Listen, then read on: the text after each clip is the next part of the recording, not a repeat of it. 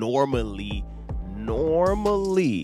normally just try to settle before they get here, because once Chandler puts a number on this and says this is the number and he's trying to get it, if you go to court and you lose that, you're going to pay that number. So this is going to be an interesting case. Hey, what's going on? Welcome to the Sam Rigo podcast. My name is Sam Rigo. Thank you for coming over and hanging out with me. If you're new here and I somehow got on your algorithm, thank you, right? But do me a favor. You're new here. Go on and stay here. Subscribe, like this video, and turn on your notifications. That way you can get all the content. I don't know if you see, those of you who've been here, you can see that number going up. And we're just going to keep going up and keep growing. Today, my big question is how in the world did we get here? How in the world did we get to October of 2025 and Chandler Moore and Naomi Raine leaving the group Maverick City? How did we get here? What is going on? I know a little bit, but I'm going to break it down for you guys right here on this channel. Let's get into it. Let's get into the history. So Maverick City started in 2018 in Atlanta. The founding members were Tony Brown, Jonathan J. These guys started writing with the writers' camps and had everybody, get together and bringing hundreds of Christian artists together to write these songs, right? These hundreds of songs that have these camps. I was invited to these camps. I was invited to them, and I knew about them. I didn't end up going. Didn't really know what their vision was or what they were doing, but I did know about this. And their aim, according to their founding paperwork and their website, was to break down the racial and denominational barriers in Christian music, to amplify voices that are often underrepresented. So they came out in 2018, were formed, and were just making music. And the idea of Maverick City really ticked a lot of people off. The idea of people coming together, great gospel singers, great vocalists coming together, really dope Southern church musicians getting together and making this music, it kind of ticked people off because it wasn't your traditional gospel music. Gospel music, for the most part, has a sound. It's had a sound. It's been choirs. It's been somebody in front of it kind of leading, singing, very difficult, and a lot of people, a lot of big vocals in the background. Sounds like 30 aunts, 10 uncles, going off. It's kind of what it has sounded like. And Maverick City came and they changed everything. Traditionally, there was CCM, which is contemporary Christian music, which is usually sounded like an old white man or a young white man on a guitar, or a young white lady on singing a ballad, whatever. And then you've had gospel music, which has been like that energy, that up-tempo stuff. That's traditionally what Christian music has been. Maverick City came and they kind of merged the two. They took your big gospel vocals. They started with Chandler Moore. They started with Naomi Raine. They took these vocals and they put them on these simple 3-chord, 4-chord progressions, and they wrote songs about nature and feelings. And that was their formula, and it worked. And I myself was a fan of this. I enjoyed Maverick City a lot. I have a lot of musician friends who don't like Maverick City because of that, because they feel like it's watered down gospel music. But to me, I don't feel that way. I liked it. I like the lyrics. I like their music. I've been to 4 or 5 concerts. I know a couple people who play with them. I've never asked for tickets, backstage, anything. I've always sat in the crowd and had myself a good old time at these concerts, like Maverick City. But they came out and they were on fire, man. These guys were on fire. These guys won a Grammy. They won Dove Awards. Trying to think what else. Am I missing anything? Yeah, they've won they've traveled the world, done world tours all over the place. These guys have been a staple. Every church in the South is singing these songs. And it's been hot. They were successful. They've had major collaborations. Worked with Elevation Worship. That was their biggest album. That old church basement album. That was huge, biggest album. They've had Kirk Franklin. They went and did a song with Kirk Franklin. They did a tour with Kirk Franklin. They did that prison ministry video that went viral with God Behind Bars, where they're in prison and they were singing with Kirk Franklin, and that went. They had Justin Bieber, the Bieber man. He was on there. He was singing Gyra and whatnot, doing his thing. So they were culturally everywhere. They were on the Breakfast Club. They were doing their thing. The last tour I saw them with, they had Tasha Cobbs on there. And I love me some Tasha Cobbs. Tasha Cobbs was out there doing her thing, singing with Maverick. Cool. That's the history. How did we get here? How did we get here? And before I say what I think happened, I'm going to read you what happened. Before I even say that, I'm going to say this is not going to be a video where you are a hater of Maverick City. Don't come in here and, root for them, this collapsed or these people leaving. Because I don't like that. As Christians, one, we don't need that. And two, at the end of the day, man, like, these guys paved the way, created something new. It was fun.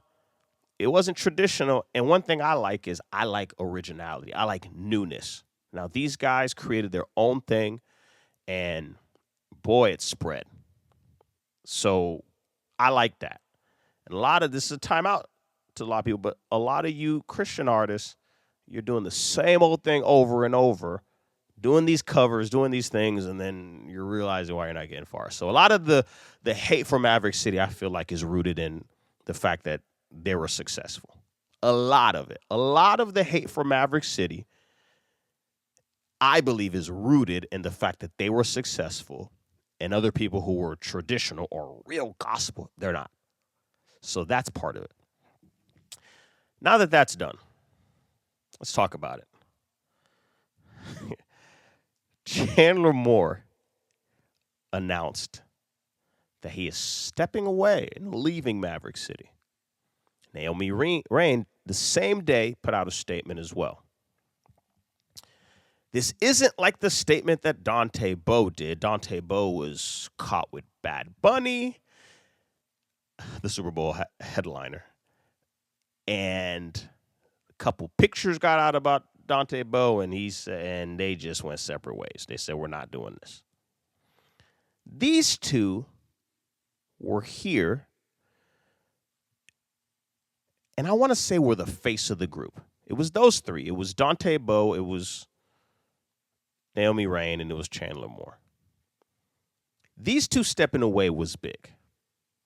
Now, there's an article on Billboard that came out today, October 7th, about Chandler Moore. He's suing Maverick City, claiming that the CEO abused his power. Now, who is the CEO? Who is Chandler mad at? Who is he suing? He is suing Norman, apologize for the last name, Gyamfi. He was Moore's manager before buying a stake in the Maverick City in 2023. So he wasn't one of the founders, but he did buy a stake and was a large face. Like, earlier this year, he had a very viral interview where he said gospel music was dead. Ooh, that pissed off a lot of people. And some people can say that, pride comes before the fall, and this is his falling. But he was dealing with Chandler. He was his manager. And Moore claims, and this is the word from the lawsuit, Moore claims that in 2021, he brokered the sale of Maverick City's music masters to Sony without telling Moore or disclosing that he would receive a commission from the deal. So he went to Sony and sold their masters away. He sold them. I'm not laughing, but he sold their masters away, and he didn't tell them that he would get a commission. We saw that.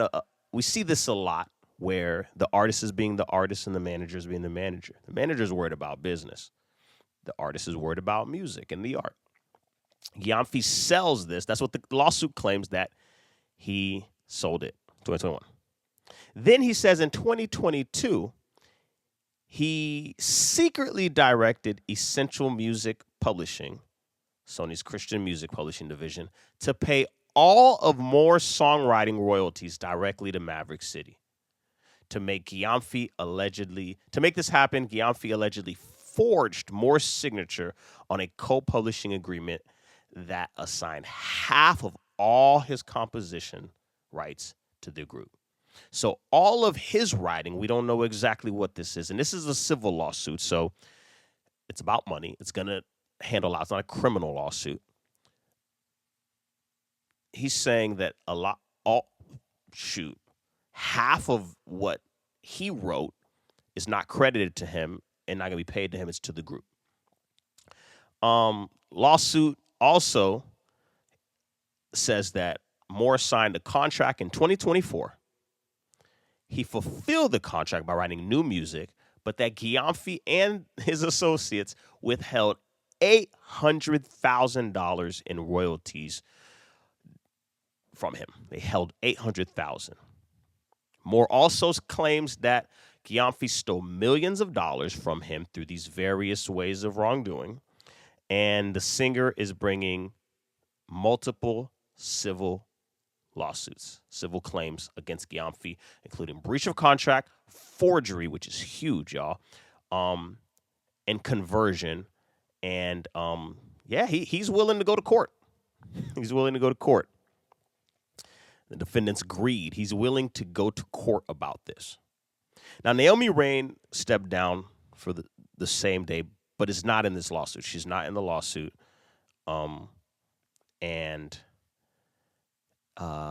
This is interesting because as someone who owns a business and as someone who does music, like I do Christian music, but I also own a business. And it's always a tricky line because you got to sell stuff, bro. Like you have to sell music. Music is to be sold, right? Art is to be sold. It's to be made. It's to be packaged. And it's to be sold. So when you see a guy like Chandler Moore suing, he knows his manager makes money off him, but something happened to where it got this bad. Did somebody tell Chandler, hey, check your books? You owed more, right? Did Norman's going online and going on podcasts, did that blow up the spot when he went on Isaac Curry's show? And did that blow up the spot to where he brought so much light to him? And some people were like, hey, let's look into this because this don't sound too Christian. This don't sound too honorable. Let's dig in to see his practices, right? Did somebody whistleblow? Did he gain too much attention on that podcast? What's the reason? What led to this? Because they've been together for a long time. What led to this? One of the things that I would always be, I'd go to the concerts, and I seen Maverick City at a small venue, a bigger venue, till heck one day I saw them at State Farm Arena where the Hawks play. And it was packed. And, pyro, large images,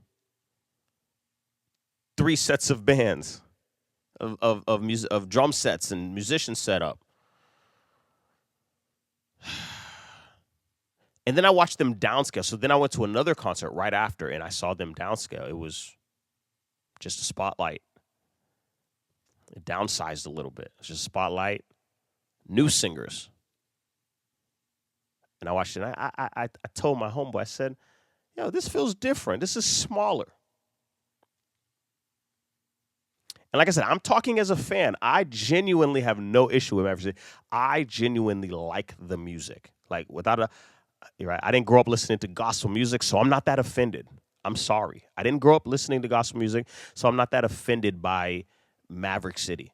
I like them. They're talking about God, scripture. I'll take it. Right? I didn't grow up listening to tambourine, gospel, organ music. So to me, Maverick City, it works for me. It works for me. I took it. I liked it. I connected with it. I paid my money to go see them. I streamed their album. I listened to their music. It's a vibe, right? Hey, it is what it is, right? I'm not offended by them.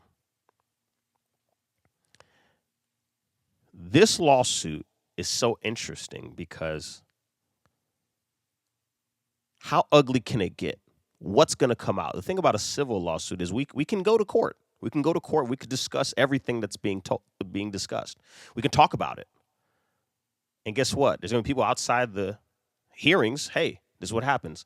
Or as motions are being prepared, stuff's going to come out. That's how a courtroom is. It's ugly. It's going to get ugly. Is Norman going to stand his ground, and does he have the receipts? Or is Chandler going to, stand his ground and have the receipt? I believe these Instagram posts, it's cute, it's cool. But once we get into court, everything comes out. People normally people normally just try to settle before they get here, because once Chandler puts a number on this and says this is the number, and he's trying to get it, if you go to court and you lose that, you're going to pay that number. So this is going to be an interesting case.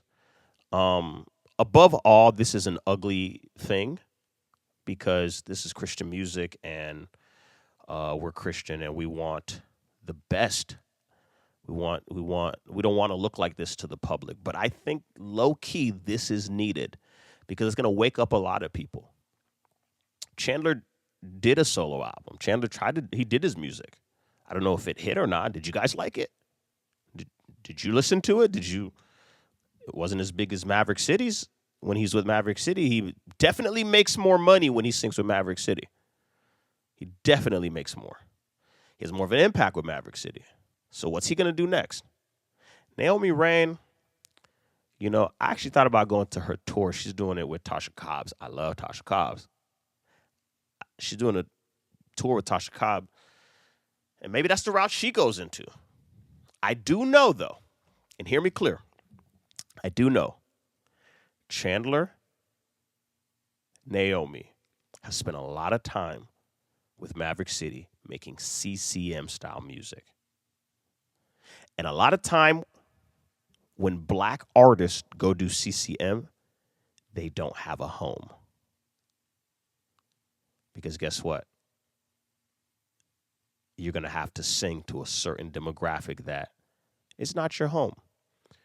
So I believe Chandler, Naomi, they're going to have a tough time coming back over to gospel music because I'm telling you, man, in these streets, these gospel folks do not like Maverick City. They are offended by them.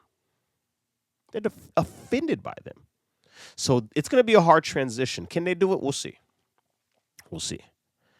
I think it's going to be interesting. Above all, this is going to be a great end of year because we're going to get a lot of stuff behind the scenes. I didn't talk to anybody. I didn't check in with nobody. I can, but I don't want to. I don't want to come and do gossip. I just want to look at it from a macro perspective. I do not want to call people that I know and get information. I don't want to do that. I feel like that could be messy. I don't want to do that. I do, on the other hand, pray for the best, and I hope that all these people, make their money. And above all, I don't hope bad on anybody. I do wish that justice is served. If Norman, if you stole them folk money, you're gonna have to pay up. You have to pay up. And Chandler, if you weren't paying attention to your books and your money got stolen, it's time you gotta take it on the chin, my guy. That's just how the game goes. If it's nobody's business to know your business. So anyway, I'm on the people's side because we were getting good music from Maverick City. And yeah, so let's do it. We'll see what happens, man. I'm not liking the day that I'm gonna get more information and that it was messy and that people stole this from them and they wired and they used this person's name and isn't this. It's gonna get ugly. I'm not liking when that happens. I don't want to see that, but it is what it is. This is the Sam Rigo podcast, man. Hey, talk to me. This is the one time. Let's talk in the comments. Tell me, what do you think happened? What do you think's gonna happen? And can Chandler Moore and Naomi Raine, can they go back and have good careers individually? Because they spent a lot of time in Maverick City doing and building up Maverick City. Them two specifically, and Dante Bowe and Brandon Lake, these guys built Maverick City to a huge level. They built it to a huge level, and now they're going to go by themselves. Can they build themselves to that same level? Subscribe, turn your notification bell on. My name's Sam Rigo. Peace.